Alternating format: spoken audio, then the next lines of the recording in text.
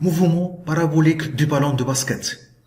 On étudie la trajectoire du centre d'inertie G d'un ballon de basketball vers le centre du panier de centre C se trouvant à la distance D égale 6,25 mètres de l'axe OY et de hauteur HC 3,05 mètres.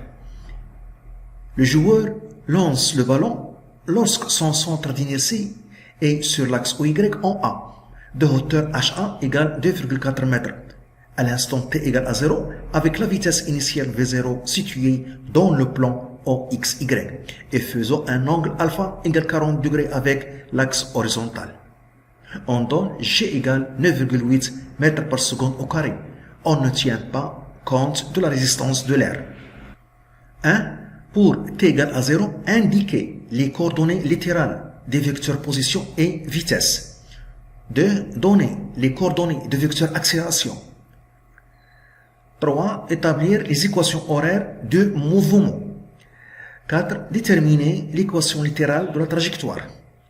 5. Calculer la vitesse initiale V0 pour que son centre d'inertie passe exactement au centre C de panier.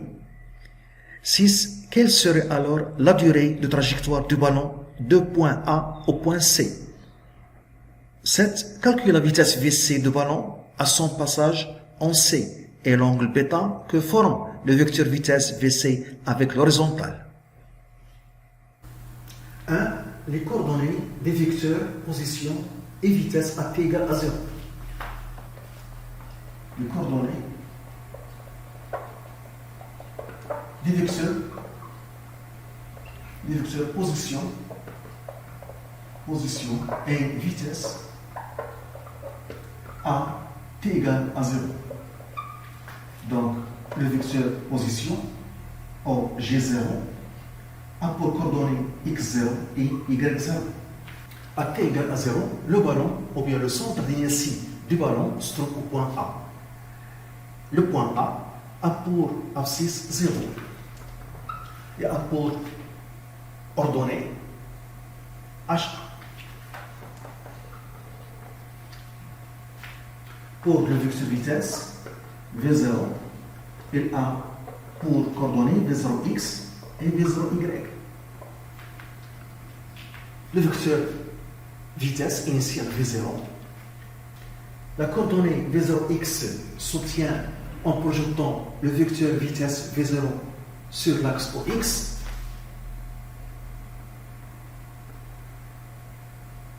Ici un angle droit, donc on obtient cette longueur, c'est la projection de vecteur vitesse V0 sur l'axe OX. C'est le côté adjacent de alpha, donc il est égal à V0 hypoténuse V0 fois cosinus alpha. La coordonnée V0y s'obtient en projetant le vecteur vitesse V0 sur l'axe OY.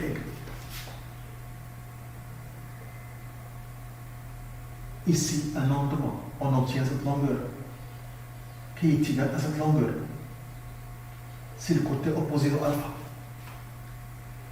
Elle est égale à V0 fois sinus alpha.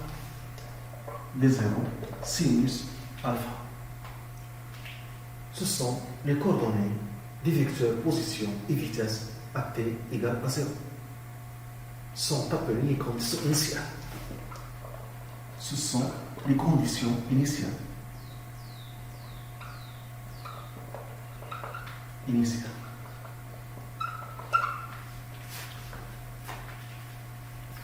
Deuxièmement, les coordonnées du vecteur accélération.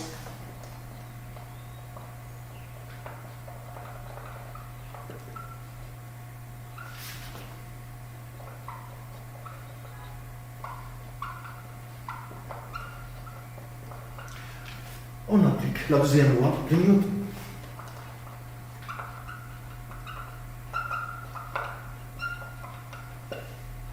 La deuxième loi de Newton. La somme des forces extérieures appliquées est égale à G. On a dit dans les données que l'action de l'air est négligeable. Donc il y a une seule force, le poids du ballon. Donc P est égal à G. P, c'est n fois G est égal à N à G. Donc, AG est égal à G. Les coordonnées de AG dans le vecteur OX ou Y sont AX, AY. Et les coordonnées du vecteur champ de pesanteur, voilà, G. Donc, G, elle est perpendiculaire à l'axe OX. Donc, sa projection sur l'axe des X est égale à 0. La projection sur l'axe des Y, donc, la projection dans toute la longueur, mais le vecteur G et J en des sens opposés. Donc, c'est moins J.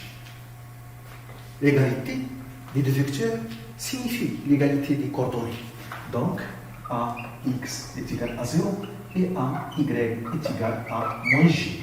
Voilà. Ce sont les coordonnées des vecteurs accélération. Troisièmement, les équations horaires de mouvement.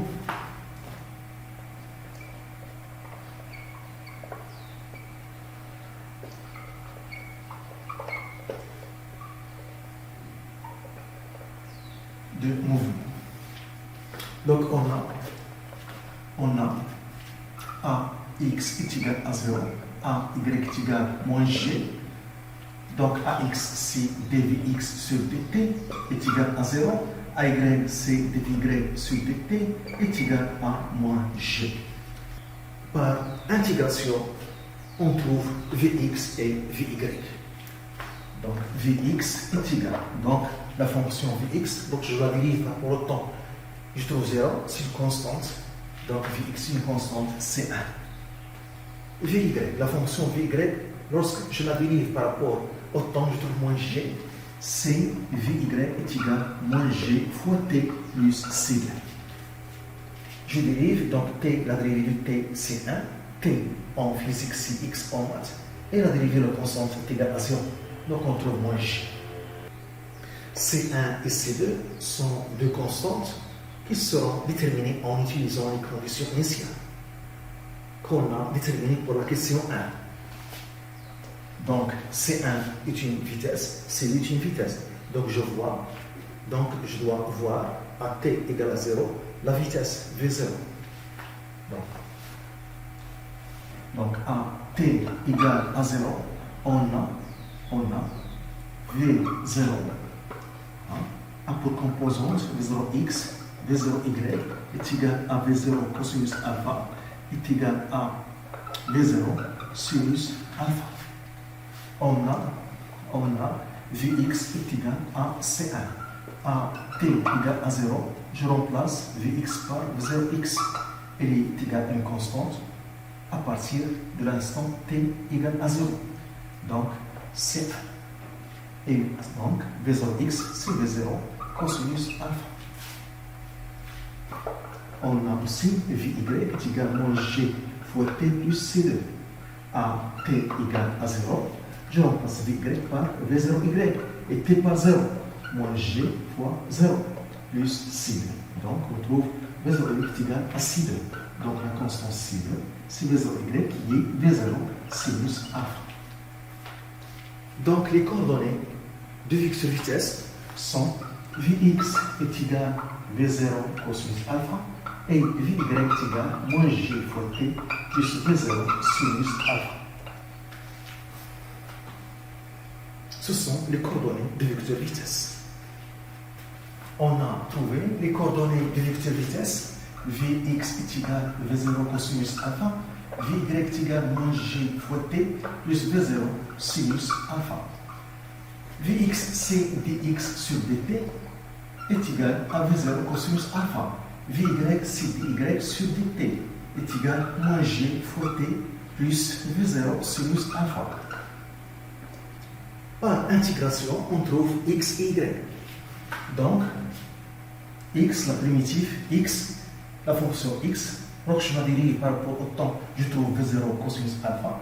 V0 cosinus alpha est une constante, donc c'est V0 cosinus alpha fois t plus une constante, c'est plus 1. La fonction y, lorsque je la dérive par rapport au temps, je trouve moins g fois t plus cette constante, c'est y est égal à moins 1 demi g t au carré plus V0 sinus alpha sinus alpha fois t plus c'2. Je la dérive et t carré c'est le t. Ici, la dérivée de t est égale à 1, la dérivée de constante est égale à 0. Donc on trouve cette expression. C1' et C2' sont des constantes qui seront déterminées en utilisant les conditions initiales qu'on a précisées pour la question 1. Donc C'1 est un abscisse et C'2 est un ordonnée. A, t égale à 0. On a x0 égale à 0 et y0 est égal à h. Donc on a x égale v0 cosinus alpha fois t plus c'1 à t égale à 0. À t égale à 0, je remplace x par x0 et t par 0 ici. Donc t égale à 0 cosinus alpha fois 0 plus c'1.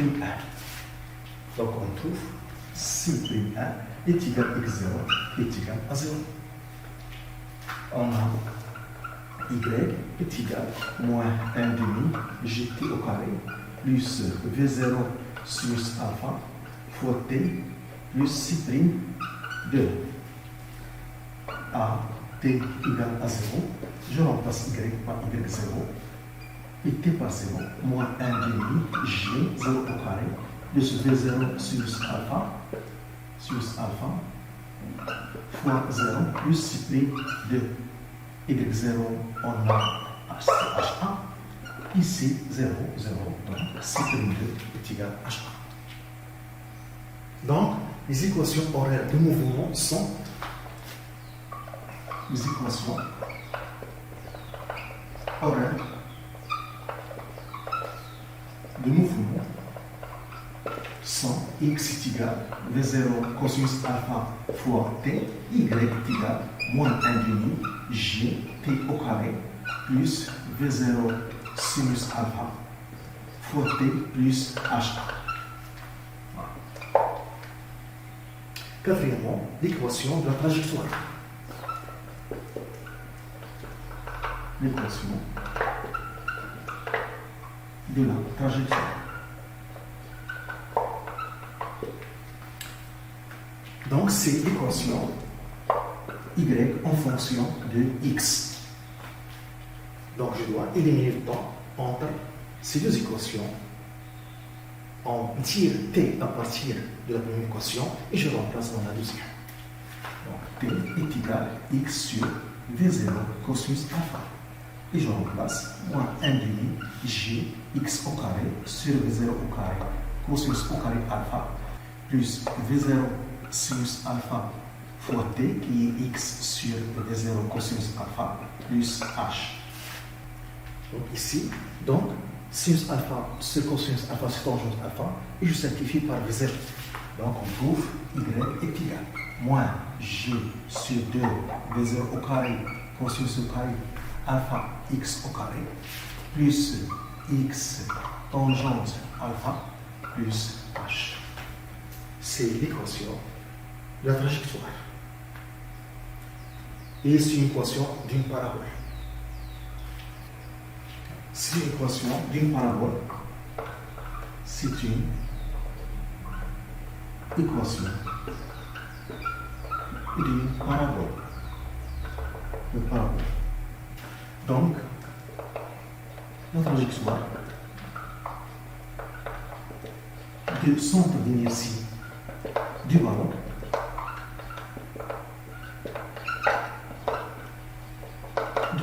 est une portion de parabole. Est une portion de parabole. Cinquièmement, la vitesse initiale V0 pour que le ballon passe par le centre de panier. La vitesse initiale V0.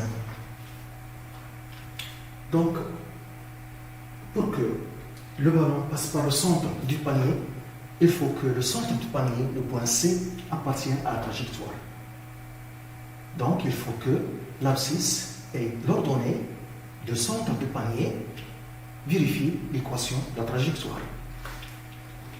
On a l'équation de la trajectoire y est égale moins g sur 2 v0 au carré cosinus au carré alpha x au carré plus x tangente alpha plus ha. Donc, yc avec xc. L'ordonnée de c est égale moins g sur 2 v0 au carré cosinus au carré alpha x au carré c plus xc tangente alpha plus ha. Yc, c'est hc, elle est donnée, et xc, c'est d, elle est donnée aussi. Donc, hc est égal à moins g sur 2 v0 au carré cosinus au carré alpha, d au carré plus d tangente alpha plus ha. Je déplace ce terme dans le nombre, donc c'est g sur 2 v0 au carré cosinus au carré alpha fois d au carré est égal à d fois tangente alpha plus ha moins hc. Donc v0 au carré, v0 au carré, elle est égale à g fois d au carré sur 2 cosinus au carré alpha fois d fois tangente alpha, d tangente alpha plus ha moins hc. V0, c'est la racine. Et j'aurai dans la racine d carré sur cosinus au carré alpha. Je vais sortir d carré et cosinus au carré de la racine. Donc, on a V0 est égal. Donc, d sur cosinus alpha fois la racine de g sur 2 fois d tangente alpha plus ha moins hc. Application numérique, V0 est égal à D625 sur cosinus 40 fois la racine g 9,8 sur 2 fois D625 tangente 40 plus ha 2,4 moins hc 3,05. Donc on trouve V0 égale 8,43 mètres par seconde. Donc c'est la vitesse qu'il faut donner au ballon au point A avec l'angle 40 degrés pour que le ballon passe par le centre du panier. Sixièmement, la durée de trajet de A à C. La durée de trajet de A à C. On utilise l'équation horaire x égale V0 cosinus alpha fois t. Donc t est égal à x sur V0 cosinus alpha. Donc la durée qu'on cherche, tc avec xc sur V0 cosinus alpha. Et xc c'est t sur V0 cosinus alpha. Donc tc est égal. Donc 6,25 et 6,25 sur V0 8,43 cosinus 40. Donc on trouve la durée 0,968 secondes. Septièmement, la vitesse du ballon en C. Septièmement, la vitesse du ballon en C. Et l'angle bêta est l'angle bêta. Donc on a représenté ici le vecteur vitesse dc au point C, centre de panier, et On cherche aussi bêta, l'angle entre le vecteur VC et l'horizontal. Cet angle bêta, voilà, qu'on va déterminer aussi. Donc, on va utiliser les coordonnées de vecteur vitesse qu'on a vu. Donc, on a Vx est égal à V0 cosinus alpha et on a Vy est égal à moins J fois T plus V0 fois sinus alpha. Donc, pour le point C, on aura Vcx est égal à V0 cosinus alpha, c'est une constante, et Vcy est égal à moins JTC, donc Vc avec Tc, plus V0 sinus alpha. Donc, Vcx égale V0 8,43 cosinus 40, Vcy est égal à moins 9,8, Tc, nous avons dit 0,968, plus V0 8,43 sinus 40. Donc, Vcx égale Vcy égale. On trouve Vcx 6,46 mètres par seconde. Vcy moins 4,07 mètres par seconde. Donc, Vc est égal à la racine de Vcx au carré plus Vcy au carré. Donc, Vc est égal à la racine de 6,46 au carré plus 4,07 au carré. Donc, on trouve la vitesse Vc égale 7,63 mètres par seconde. Maintenant, on précise ces coordonnées de vecteur vitesse Vc. Vcx est obtenu en projetant le vecteur vitesse Vc sur l'axe des x. C'est la direction de l'axe x. C'est ça sa direction aussi. Donc, on projette l'extrémité. Voilà. Donc, on trouve cette longueur. C'est ça, Vcx ici. Donc, Vcx. C'est ça, Vcx ici, à l'angle droit. Vcy, en projetant l'extrémité sur l'axe, sur la direction de l'axe OY. C'est ça la direction de l'axe OY. Donc, on trouve cette longueur. C'est ça, Vcy.